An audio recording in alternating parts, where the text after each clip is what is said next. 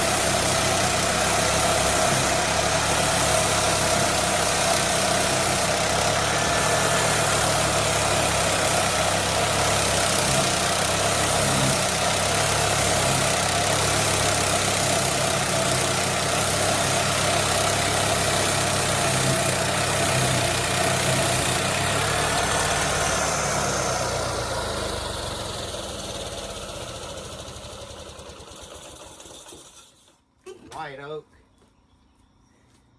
Once it dries, that dark center will turn white. I'm in the fireplace business, mantle business, and I only make 1 or 2 a day and keep my kiln stocked. The kiln is the slow part of the equation.